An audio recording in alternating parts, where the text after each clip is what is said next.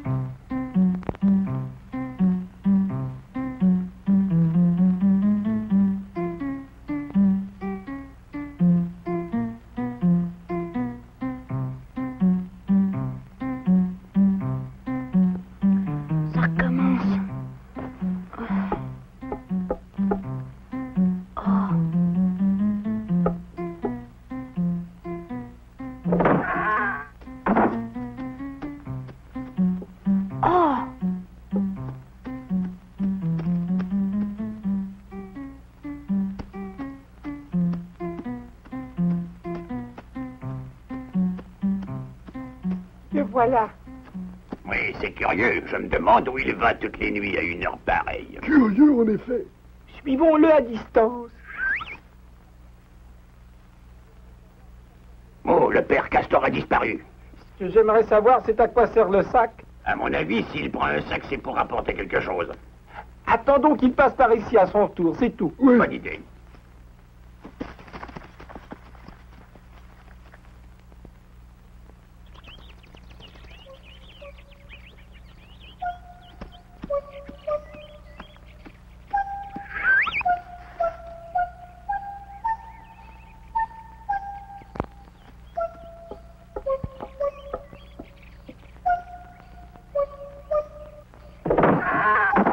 Je ne sais pas ce qu'il a dans son sac, mais ça a l'air lourd. Allons faire notre petite enquête. Avec discrétion.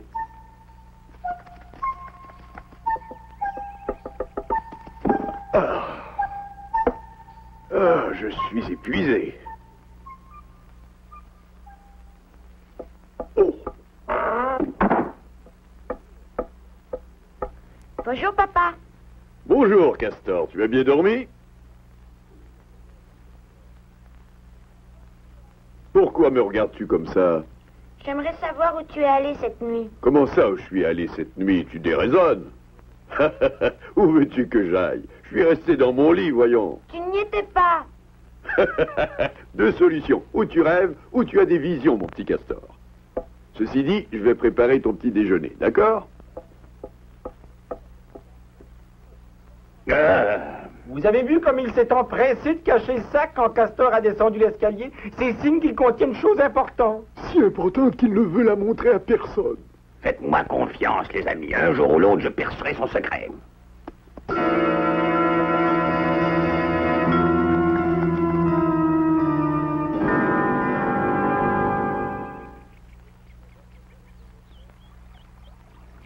Et il a refusé de te dire la vérité?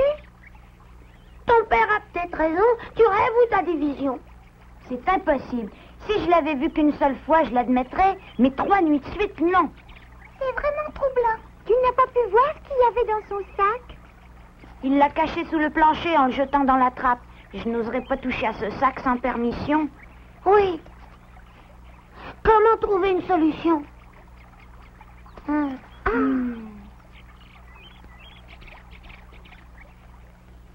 L'attitude de M. Castor est mystérieuse. D'autant plus qu'il attend la nuit pour agir. Et pour agir comme un voleur. Comme un voleur. Quand on n'a rien à cacher, on agit au grand jour. C'est donc une mauvaise action. Crois avoir trouvé. Hein? Il doit se rapporter des sacs de raisins sauvages de traite. Du raisin sauvage. Je prends n'importe quoi pour du raisin sauvage. Si c'était toi qui te promenais la nuit, je comprendrais. Mais je n'ai jamais entendu dire que Monsieur Castor aimait le raisin. Où avais-je la tête? J'ai tout compris. Toutes les nuits, il va vers la colline aux pépites. La colline aux pépites? Vous ne l'avez jamais su, sans doute. Mais jadis, il y avait beaucoup d'or dans cette région. De l'or véritable, de l'or jaune qui brille. Oui, grand-père Garou me l'a raconté des centaines de fois. Alors, à ton avis, le père de Castor va chercher de l'or la nuit? Son attitude mystérieuse s'explique de cette façon. La mine ne doit pas être épuisée. Il a trouvé un filon. Il ne dit rien à personne.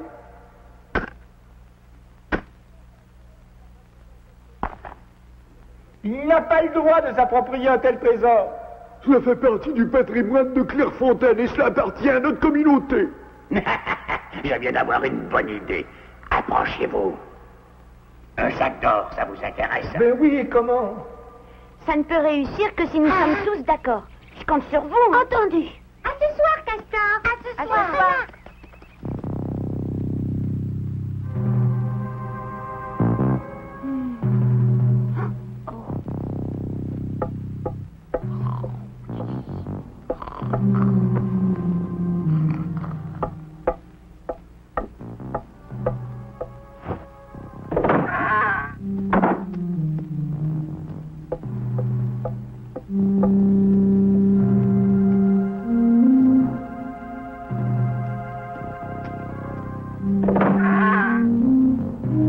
Allons-y.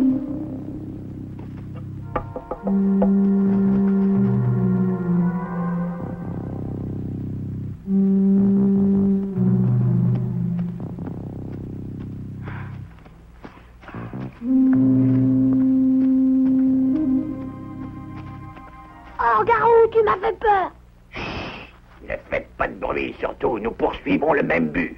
Le même but? Ne joue pas les innocents, Castor. Nous nous demandons tous ce que fait ton père depuis 3 nuits. Oh. Eh bien, moi, je sais ce qu'il fait. Il a trouvé un filon d'or dans la colline aux pépites et il a l'intention de garder le trésor pour lui. Hein? Il veut garder tout le trésor pour lui? Ne dis pas de bêtises, Garou. C'est pas le genre de mon père. Hein? Ils m'ont suivi? Oh, papa! Papa! Monsieur Castor! Monsieur Castor! Papa! C'est drôle, je ne vois plus. Monsieur Castor! Papa! Monsieur Castor! Nous avons failli le prendre, la mettre dans le sac, c'est le moment de le dire. Et qu'est-ce qui t'a pris de crier comme un perdu? Tu l'as fait fuir. Quand on s'attaque à mon père, je le défends. On ne s'attaque pas à ton père pour le plaisir, mais avoue que son attitude est suspecte. Et pourquoi s'enfuit-il s'il n'a rien à cacher? Mon opinion est faite. Ton père a trahi notre confiance et nous devons l'exiler.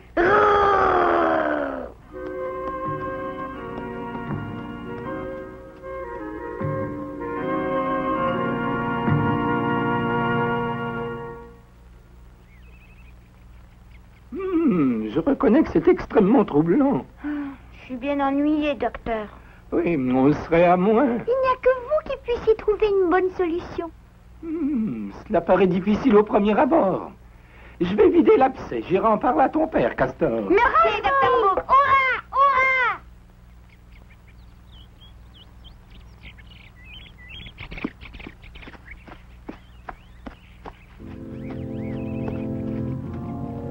Bien. Un avis? Moi aussi, je l'ai vu l'autre nuit. Il se faufilait dans la forêt avec un sac sur l'épaule. Cela ne veut rien dire. J'ai confiance en ton père, Castor, et en toi aussi. Oh. Voyons ce que dit cet avis. Oh, Monsieur Castor est un voleur et un traître. Il a trouvé de l'or dans la colline aux pépites et il tente de se l'approprier. Les habitants de Clairefontaine doivent laver cet affront en le condamnant en exil. C'est encore un coup de cet affreux Garou. Voilà ce que j'en fais de son avis. Viens, là, là et là. Il va va voir si mon père est un traître et un voleur.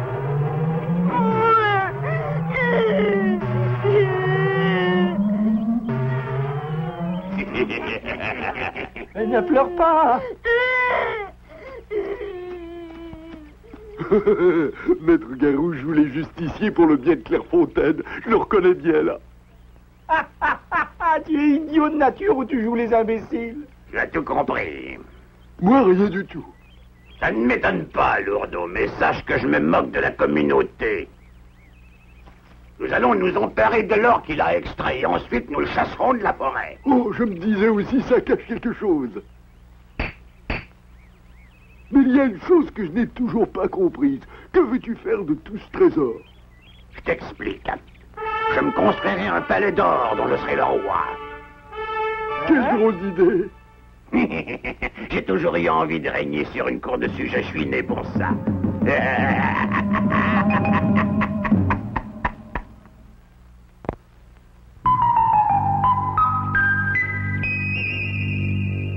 Bien, docteur Bouc, quel bon vent vous amène? Oh, que fais-tu ici, maman? J'ai lu cet avis sur l'arbre et je suis venu voir de quoi il en retournait.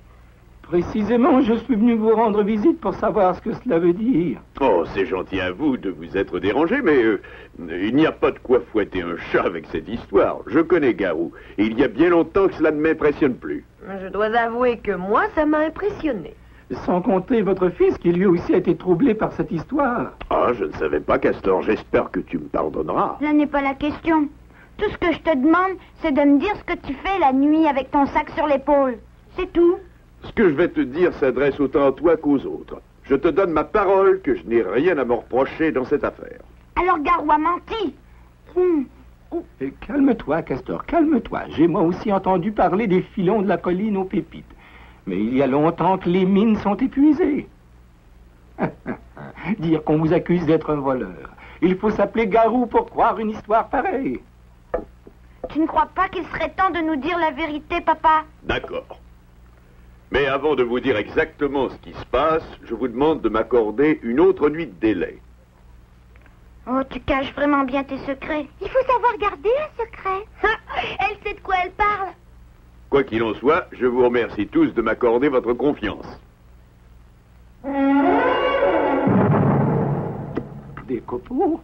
Aurait-il taillé une pièce de bois? J'ai recueilli un indice. Hein? Qu'est-ce que c'est, docteur? Rien, Castor, je me parlais à moi-même. Oh.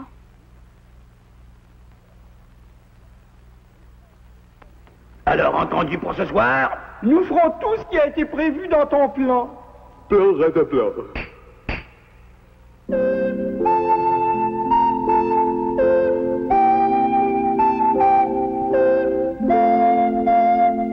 Vous serez très prudent, n'est-ce pas? La prudence en personne.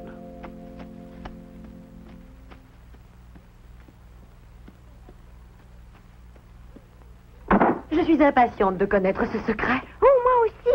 Je sens que je vais avoir du mal à m'endormir. Néanmoins, il faut se reposer en attendant le retour de Monsieur Castor.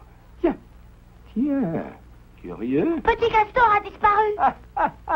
Il a dû se lancer sur les traces de son père. Oui, espérons-le.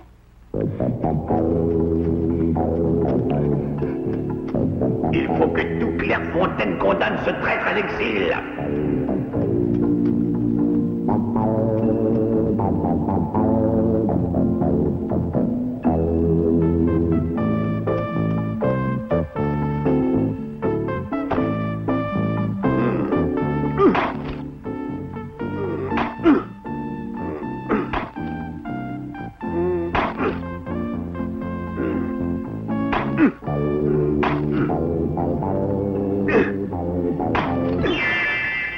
J'ai trouvé. Oh, quelque chose qui brille.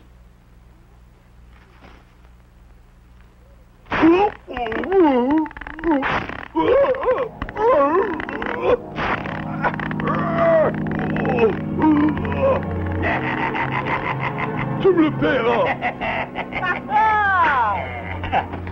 Encore quelques petits Il jours. est comme un saucisson. Nous en avons la preuve maintenant. Vous avez creusé votre petite mine d'or à ciel ouvert. Hein? Absolument faux. Allons, inutile de nier, j'ai vu les reflets de l'or. Ne touche pas à ça.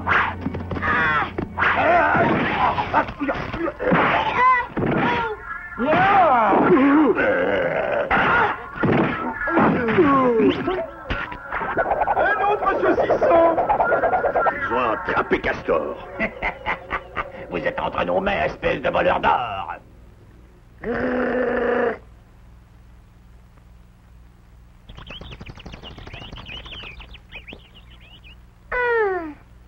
ne devrait plus tarder à rentrer maintenant. Tu as raison. Dans quelques instants, Monsieur Castor va tout nous raconter. Il va avoir faim après une nuit passée à la Belle Étoile. Je vais lui préparer à manger. Excellente initiative. Je prendrai un petit quelque chose par la même occasion. Il est arrivé malheur à M. Castor et à son fils.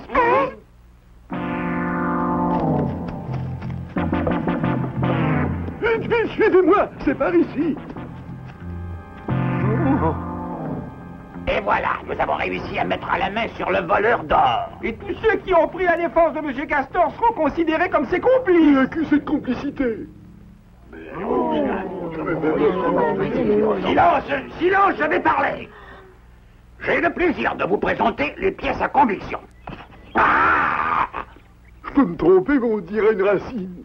Pourtant, j'ai vu quelque chose briller dans le rayon de la lune. Comme dit un proverbe que je vous demande de méditer, tout ce qui brille n'est pas or. Nous voulons des explications malgré tout. Je vais vous donner cette explication. Il s'agit d'une racine de chêne argenté. Vous vous êtes moqué de nous, imposteur. Pas du tout. C'est vous qui avez tout inventé. Vous avez cru à vos propres histoires. Maître Garou est si convaincant. Il m'avait même convaincu qu'il régnerait sur des sujets dans un château muraille d'or. Tout le monde peut se tromper, non Malédiction. Vous oubliez que vous avez traité mon père de voleur. Mais c'est la vérité, non. Sauf qu'il veut. Mais qu'est-ce qu'il est brutal. Vous n'êtes qu'une bande de lâches. Jamais je vous le pardonnerai. Jamais je vous le pardonnerai. Alors, ils ne méritent pas que tu pleures pour eux. Je vous présente mes plus humbles excuses. Je ne pensais pas que ça prendrait de telles proportions. Le malheur, c'est que j'ai choisi ce coin-là pour creuser. Mais je savais y trouver ce genre de racines. Vous ne le savez peut-être pas, mais c'est avec ce genre de bois que l'on fait les meilleures pipes. Oh! Et tu es sorti 3 nuits de suite rien que pour déterrer ces racines. Il fallait que je trouve le morceau idéal. Les morceaux, devrais-je dire, car il m'en faut 3. Je suis heureux d'entendre une telle explication. Nous n'avons jamais douté de votre bonne foi. Toute cette histoire pour une simple racine de chêne. Quand j'aurai fini de sculpter mes pipes, elles vaudront de l'or.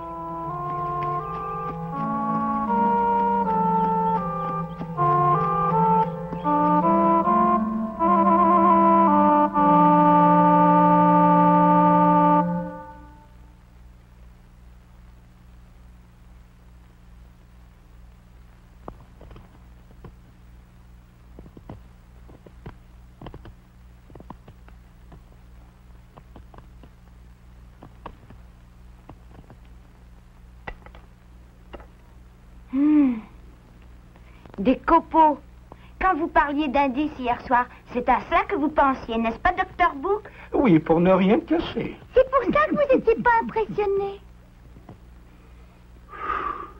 Je dois reconnaître que vous êtes un artisan très habile. Merci. Pour tout vous dire, j'avais cassé la pipe qui m'avait été offerte par la maman de Castor. Comme je tenais beaucoup à ce souvenir, j'ai pris la décision de refaire la même. Ah oui, je comprends. Pourquoi ne l'as-tu pas dit tout de suite au lieu de faire des cachotteries? Ben, un secret, c'est un secret. Où es-tu allé la nuit dernière? Je suis resté dans mon lit, voyons. Je vais vous faire un aveu malgré tout. Je n'ai rien dit tout de suite parce que j'avais peur de ne plus savoir sculpter une pipe. J'ai préféré attendre. Et nous qui insistions tant? Je vous promets de tout vous raconter, mais je vous demande de m'accorder encore une nuit de délai. Mais moi non plus, je ne pardonne pas Garou. Monsieur Castor a bien fait de garder son secret jusqu'au bout. S'il n'avait pas laissé croire à cette histoire de mine d'or, il n'aurait pas pu confondre ce voyou qui s'est montré sous son vrai jour. Je leur ai tendu un piège à tous les trois, et ils s'y sont précipités. L'ennui, c'est qu'ils m'en avaient tendu un, eux aussi. Castor était intervenu, mais ils étaient plus nombreux. Heureusement qu'ils ont appelé la foule au lieu de faire justice eux-mêmes. Le bon droit a triomphé.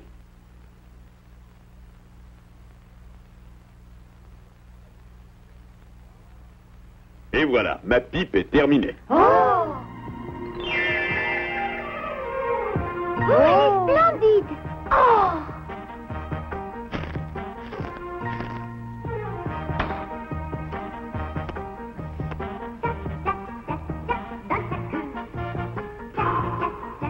Parfait. C'est formidable de tirer un si bel objet d'un simple bout de racine. Eh oui, ça n'a l'air de rien une fois que c'est terminé, mais un simple bout de racine, comme tu dis, c'est précieux. Il n'est pas nécessaire de chercher loin pour créer un objet. Avec de l'imagination, on peut créer. Je vous en ai donné la preuve. Malgré tout, ce qui est désolant, c'est de se faire soupçonner de tous les péchés du monde par quelques vilains qui entraînent les autres. Il y aura toujours des vilains sur Terre, Monsieur Castor. Mais nous ne sommes pas ici pour faire un cours de morale. Vous avez raison, Dr. Book. Mais je n'ai pas de chance, avouez-le. Je déclenche un scandale pour une malheureuse histoire de pipe. J'ai trouvé. À l'avenir, mangez donc les bonbons. Oui, comme ça moi j'en profiterai.